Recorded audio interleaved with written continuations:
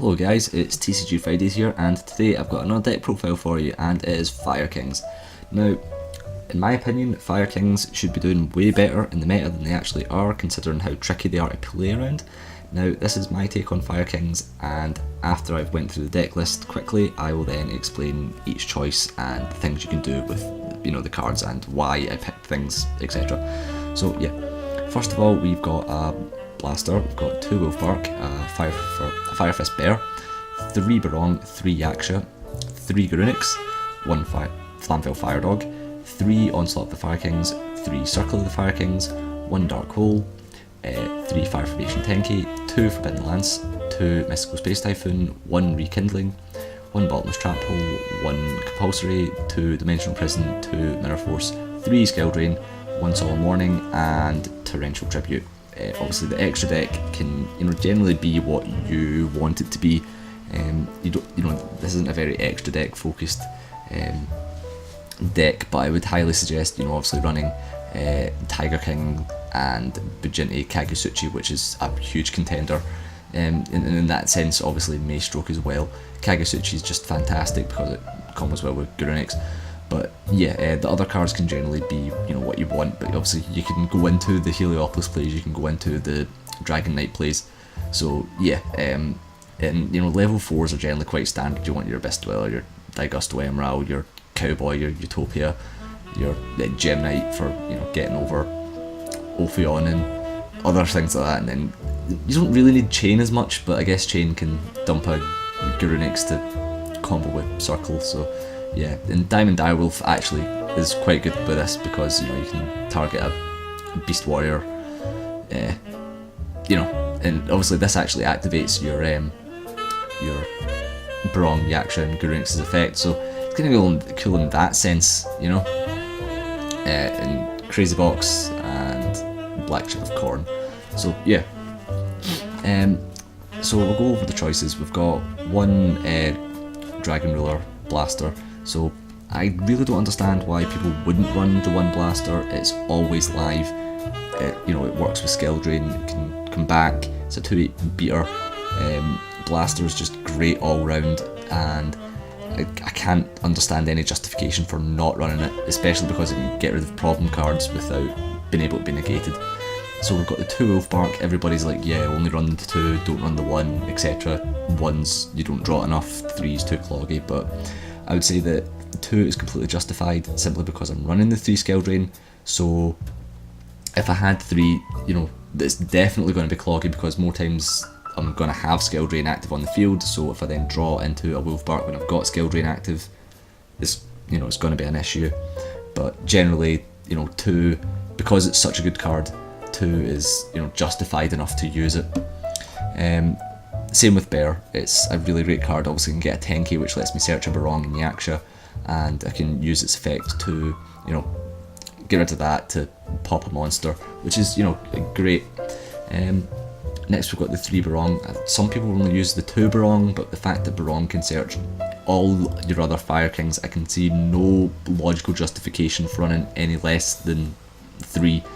So yeah, Barong is great because you can do crazy shit, like if you have a Yaksha or Garunix or Barong in your graveyard, yeah, you can just go attack with Barong. Even if they do something crazy, like you attack with Barong and the attack goes through, you can use Circle of the Firekings, and then you can get back a Yaksha or a Garunix.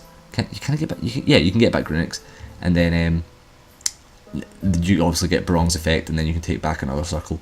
But you can also do other things, like if you attack with Barong and then they use, if they use Mirror Force, that's fine, but if they use Dimensional Prison, then you can circle it, and then the Dimensional Prison loses its target, you get back something to attack with. So Barong is great, and then obviously you get its effect. So yeah, it's essentially the same with Yaksha. Yaksha is what makes the deck. The deck wasn't running anywhere near the way it could have been, because without Yaksha, if you have a Garunix in hand, there's pretty much nothing you can do with it other than Tribute to get it off. But if you've got Yaksha, and remember Yaksha's effect, it works even if it's destroyed by battle. So as soon as Yaksha's destroyed, obviously it needs to be sent to the graveyard, but whatever.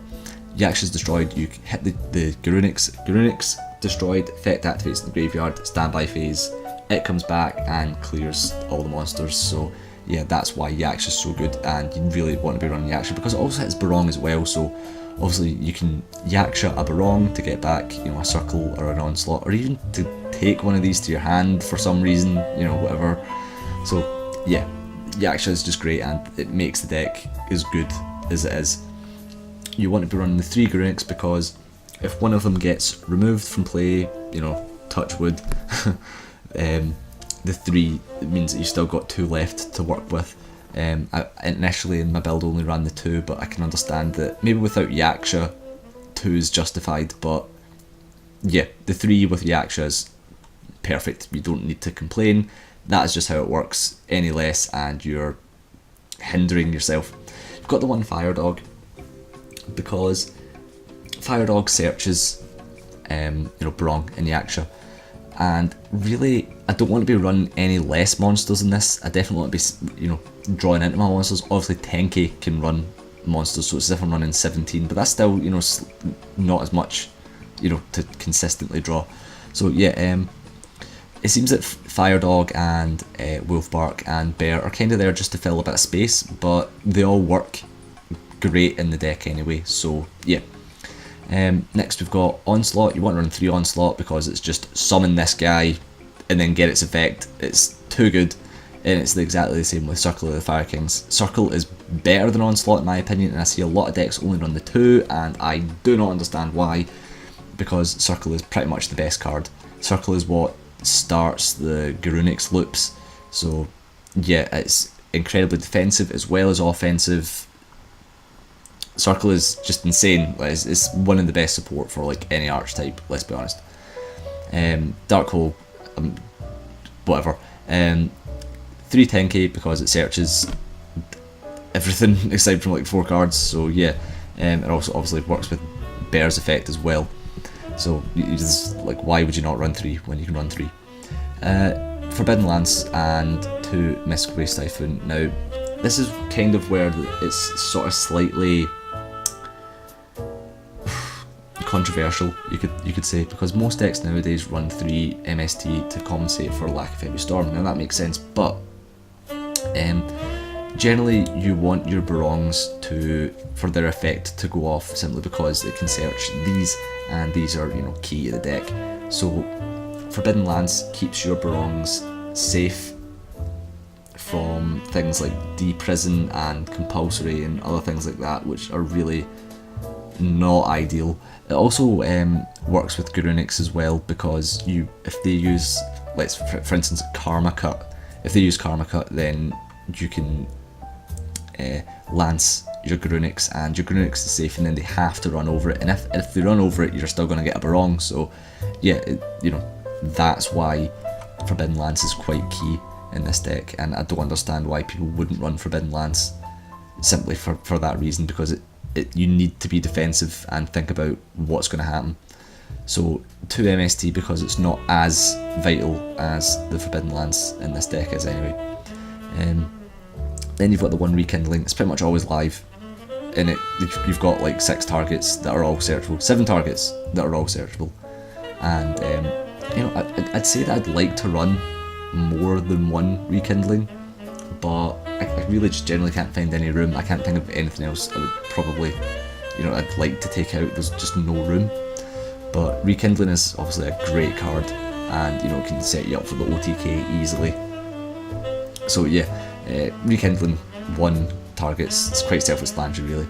So next you've got defensive traps. Now, ideally you want your Firekings to be hit with destruction effects, which is why these defensive traps are all here, essentially to keep your, you know, your things safe, and because you want to be in control of what gets destroyed and when, and that is what these are there for essentially. Dimensional Prison is particularly good in this case, and so I mean that's pretty self-explanatory to an extent. Just, you know, you want to keep your things safe. Now 3 Scale Drain. If I'm running 3 Scale Drain, a lot of builds you see use Effect Veiler and Fiendish Chain, but if you're maining 3 Scale Drain, it makes no sense to me why you would run those cards, Skill Drain is great because it hits all the main cards of all the decks of this format. For instance, it hits Yugioh Armor, it hits Bujin Yamato, it hits all the Fire Fist monsters. Yeah, and that, you know, it's kind of like the top 3 decks going right now, which this deck can easily compete with them, easily. Especially the fact that I'm pretty sure Bujingi Hair only works with targeting effects, so, you know, don't call me on that one. But yeah, I'm pretty sure there's no Bujin card which actually protects against Garunix. Don't call me on that, I would have to check it out, but I think that may be the case. And then obviously you've got Solemn Warning and Torrential. Torrential being the best card because it's defensive as well as offensive, because you can play it when you want your monsters to be destroyed as well. So yeah. So that's the deck, and something that I would like to add is you can also run Fire Formation Tensu, wherever it is, Tensu, yeah, as well as running Fire Formation Gorilla. Now, I would say that Gorilla is possibly a better option than Fire Fist Bear, because Gorilla is essentially the same thing, but it takes care of back row. So it's sort of like a Breaker the Magical Warrior in that sense, that you can use 4 times, so it's kind of like, in that sense, you're almost running 5 or 6 if you're on Tensu MSTs, so that's quite nice. And with the amount of monster destruction that you have, Bear is probably not going to be as useful as Gorilla would be, because you can take care of a lot of back row because of Tenkies and stuff. So Tenki then becomes a Searcher plus get rid of a back row. The attack boost from Tenki is, you know, it's never really, that's not really why you have Tenki. You've got Tenki there to activate your Fire Fist effects. So yeah, I would say it's probably a better idea to run the Gorilla, but if you're running Gorilla and Bear, you probably want the Tensu. But then Tensu also works with just Beast Warriors, so you could probably just run the Tensu anyway. But yeah, there's no real room for me. This is how I would like to run it. I would probably, now that I think about it, take the Bear out for the Gorilla, but you know, if you want, you could obviously run a Tensu, or you could run a second Rekindling. That's things which I could, you know, maybe willing to wiggle on. Side deck, you know, it's more up to you. If you want good side deck cards, look at my side deck card video. All those side deck cards are still, you know, completely relevant. So yeah, that is the deck, and I've pretty much went over everything. I hope you enjoyed that. I hope you understand my reasonings, and I hope you know, you might want to try this deck out for yourself. I highly recommend it. It's a lot of fun, and it's, you know, it's obviously not one of the big meta decks, so generally they're more fun, in my opinion, anyway.